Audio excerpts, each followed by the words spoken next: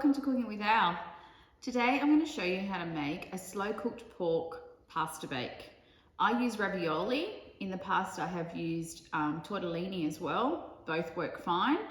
But if you have the slow cooked pork in your freezer and you simply defrost it in the microwave for about 10 minutes, it's a really easy and quick meal to get on the table as a midweek meal. So I'll just run through the situation with the slow cooked pork. I usually pick up a 2.5 litre leg or shoulder from the supermarket, and I unravel it from the netting, and I cut off the rind and the fat, and I put it in my slow cooker. Sometimes to fit in my small slow cooker I need to chop it up, but if you've got a larger one you won't need to. So I put it in the slow cooker and I fill it maybe halfway with water, and I add 2 rough cut up onions, and I just quarter them. I do not cut them up very much. And I put that on high for about 6 to 8 hours. It sort of depends. I put it on high, but if you put it on low, it might take the full 8 hours. I have it on high, so it's around 6 hours, 6.5 hours it usually takes. And then I just store them in plastic containers with the liquid. When I'm freezing food, I like to have plenty of liquid that I'm freezing it in. You can always drain off the liquid. So I freeze it with the liquid, and then when I'm coming to make this pasta bake, I simply defrost it or microwave it, and then I just add it to the partially cooked pasta with a few extra bits and bobs, which I'm going to show you how to do, including a bottle of pasta sauce. I bake it in the oven for about half an hour, and then dinner's on the table with a salad or some cooked veggies. So let's get cooking. Okay, first step is to blanch your ravioli or tortellini. So just simply cut over the packet, and I put it in the container I'm going to cook the pasta bake in. Tip it in, and I've boiled a kettle, and I'm going to cover it with the boiling water. If you overcook it, sometimes it can go very mushy when it's come out of the oven. So I just blanch it like this, and this seems to just take the edge off the raw pasta, but not cook it too much so that it goes soft and mushy in your pasta bake. All right, leaving that to set aside while I put the sauce on. Okay, so now we're at the stove top. I'm just going to add a little bit of olive oil to my pan, just enough to fry off the garlic and flavour the oil with the garlic, but I don't want to brown the garlic at all. It's just really a very quick fry off. I like to add my garlic into the cold oil, so that way it's not burning as soon as it gets into a super hot oil. As soon as that starts to smell, I'm going to add in the pasta sauce and a bit of the liquid from the pork, the slow cooked pork.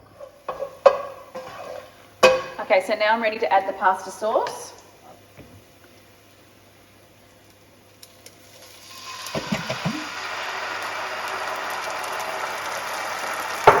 And I'm going to add some of the liquid from the slow cooked pork. Give it a stir.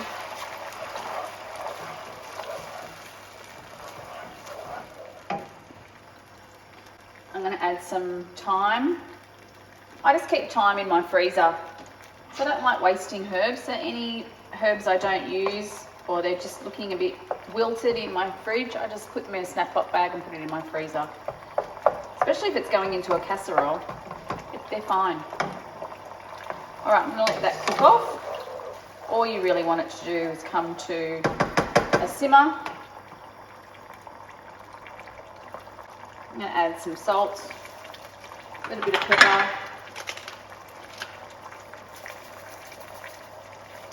and then when I feel like I'm just going to take it off the stove, I'm just going to taste to see if it's tart, and it might just need a little bit of sugar. No, that doesn't need any sugar. It's great. All right, that's awesome. Done. I'm going to go back to the bench top and we'll pull it all together. All right, so I've drained off the pasta and it's soft and ready to go. Now what I'm going to do is add in the pasta sauce, and I like to use a spatula to do this because I like to get every bit of pasta sauce out of the pan. The spatula just makes it easier. Alright, I'll just give it a little bit of a stir and make sure the pasta's spread right through the sauce. Alright, next step, I nestle in the pieces of pork. So I like my pork nestled into the pasta in chunky bits, but you can break it up. You might want to put the onion pieces that are in there too, but I will just break them apart because I sort of had two big chunks in my container, so I'm just going to pull it apart a little bit, but I do leave it pretty chunky. All right, next in, so that's the chunky bits. I'm going to add a bit more of that stock from the slow cooked pork. I can tell it's just a bit dry, so if I add a bit of that, it's flavour.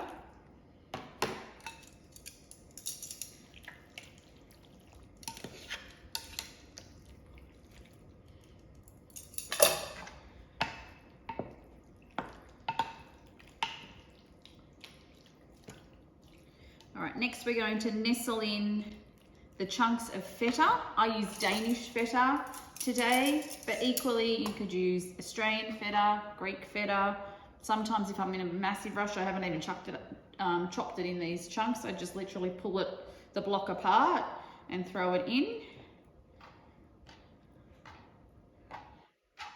Give that another mix through.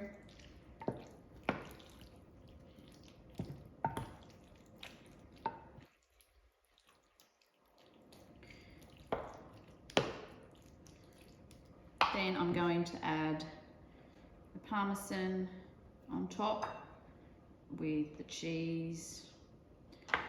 I'll stir that through, and then I've saved enough to put some on top.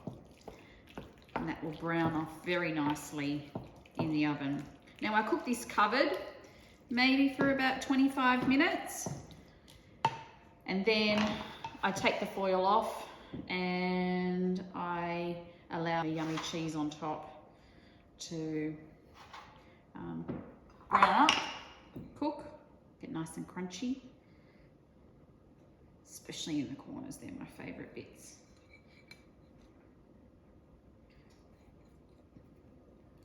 All right, there you go. That's my slow cooked pork, 3 cheese, pasta bake on the table in another 30 minutes or so. So why not give it a go? We'll come back when it's ready and then have a taste, and I'll show you what it looks like just before I'm about to serve it. Okay, so I've covered my pasta bake in foil. I'm going to put that in the oven. This is a great midweek meal that you could make on a preparation day, say Sunday or Saturday, and then you put it in the fridge, but then you can come home and put it in the oven, a preheated oven. I preheat mine at 180. And you can have, like, you really don't have to do anything. Even if you've got a salad made, literally is just putting this in the oven and putting the salad on the table. So it is a great preheat pasta bake meal that you could have up your sleeve or in your repertoire. So my pasta bake has just reached the 20-minute mark. I'm going to put it back in the oven for about another 10 minutes so the cheese on top gets nice and brown and crispy, and then we'll be ready to serve dinner. All right, so the pasta bake is out of the oven and I'm very ready to dive in, although it is very hot, so excuse me if I burn my mouth. The pasta sauce is literally bubbling away. The cheese on top is browned and very crisp and smelling really good. So I'm going to dig in. There's a bit here on top.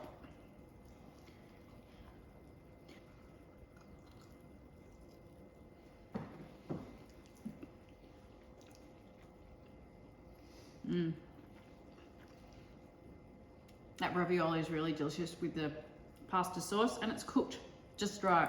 You don't need to boil it at all. Just steeping it in the hot water, the boiling water, works really well. I'm just going to try a bit of the slow cooked pork.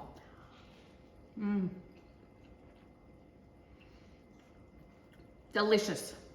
It's a really great meal for the middle of the week. All can be made beforehand and simply put in the oven, or you can whip it up on the night with some stuff you've got from your freezer, your pantry and your fridge. And the crowd will love it. It's a crowd pleaser. Give it a go, and I hope you enjoy.